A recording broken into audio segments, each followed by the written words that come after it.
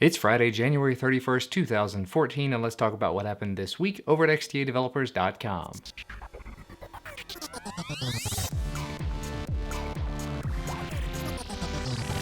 I'm trying out a bit of a new setup here, so let's just see what happened. First up, some device and ROM updates. A couple of Sony devices received updates or have updates coming as of this week. The Sony Xperia Z1 has an official update coming out for Android 4.3, just a minimal maintenance type update. An XDA recognized developer Androxide has managed to catch a copy of this over-the-air update and has made it available for download if you'd like to go ahead and check that out. And apparently, to a bit of surprise of a lot of people, Vodafone Australia looks like they're going to be pushing out Android 4.3 to the Sony Xperia M, which is not a flagship, it's not even relatively new, it's a 2011 phone that's a dual-core, but still, very, very nice to see older phones still being supported. Moving right along, there were a couple of leaks that came out this week as well. Specifically, the AT&T Galaxy S4 and the Galaxy Note 3 both received leaked versions of Android 4.4.2, and those are thanks to XDA-recognized developer Design Gears. So if you have the AT&T version of one of those devices, you may want to head on over to the thread, see what you can do with it, and if you're not on AT&T, you may want to go ahead and download it and just rip it apart anyway, maybe see if you can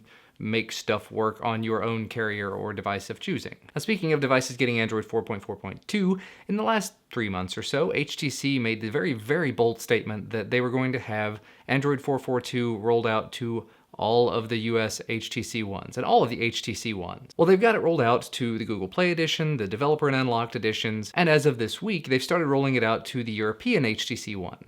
But unfortunately, it's the end of January, which is when they promised that it would be done, and the US variant's not done yet. However, HTC America's president, John McKenzie, has come out and said, sorry, oops, we've actually pushed the code out to the carriers and they just haven't finished their certification process yet. So it does go a long way in terms of transparency and them saying, we've gotten our part of the work done, it's the carriers that are holding things up. But at the same time, it's kind of passing the buck because they know how long it's going to take for the carriers to get this done. This is not a brand new process or anything. So it's really sort of up in the air as to who's to blame on this one, and realistically, no one cares. Just get it out. Just gimme. But that said, they are looking to have it out within the next couple of weeks. So if you have an HTC One and you're in the US, definitely be on the lookout for that. If you're in Europe, of course, be on the lookout for over-the-air updates. And if you just can't wait, XDA-recognized contributor Patensas has gone ahead and captured the over-the-air update for the European version, so you should be able to go ahead, download it, and flash it over to your device, and start having all sorts of fun KitKat-y goodness with all the new Bluetooth support and the lack of flash. Now, keeping this thing rolling, one of the devices that has really sparked my interest in the last few months is the Moto G, but unfortunately development for it just hasn't really been there. There hasn't been a whole lot yet. Part of that has to do with the fact that the Motorola devices that have been coming out lately, the Moto G, the Moto X, are relatively close to stock, but with good things on top of them that make them slightly better.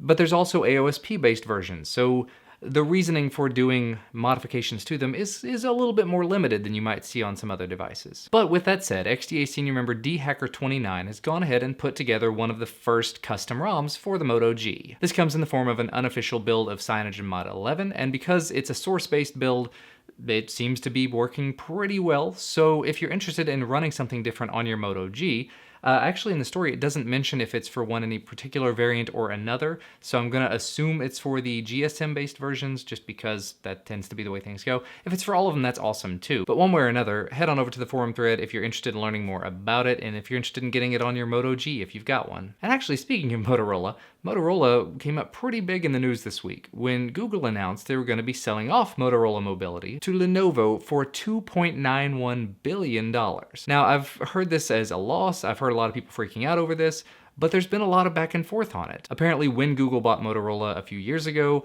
there was a lot of cash that came along with it. There were something like $2 billion that they got when they purchased Motorola, but then they sold off the set-top box division, and there's been all sorts of back and forth between then and now, and really the only part that got sold off to Lenovo was phones and phone creation. So things like the advanced projects, things like Project Aura, Google held on to that. All of the patents and everything that Motorola had, Google held on to that. So Lenovo gets phones, they get things like the Moto X and Moto G and whatever else they were coming up with, but they don't get all of the extra fun stuff. So there's still a lot of value that Google retained, and it sort of makes it a wash when you think that they just bought Nest and sold Motorola. It's not exactly a wash because it's a difference of like $300 million, but whatever. I am kind of curious to know though if that does change your opinion of these Motorola devices. I mean, they are still very well built devices.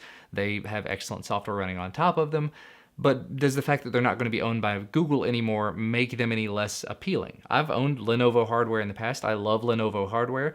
I will say I've never owned a Lenovo phone or tablet, although I've gotten my hands on several of the Lenovo tablets and I like their build quality as well. So having them be an arm of Lenovo might be a good change. It might work. Anyway, random off topic there. I'm curious to hear what you think about Lenovo buying Motorola Mobility though, and if that impacts your thought process on Motorola devices. And the last thing I wanted to mention, as I always do, 3 other videos were posted to XDA Developer TV this week. The first one, TK did another XDA Exposed Tuesday talking about managing themes using HK Theme Manager, another exposed module. Then I did a quick review talking about the RAVPower RPWD01 wireless USB SD card reader battery all-in-one kind of thing. And then TK did another Android app review talking about keeping your app data private using ZD Lock. So if you want to learn more about that or any of the other things that I talked about, head on down to that video description for all the links. You can also find links to my YouTube channels down there as well. Definitely highly encourage you to go check out my YouTube channels because I am completely awesome, as you know. But as always, remember, if you like this video, hit that like button down below the video, subscribe to receive our content as soon as it becomes available.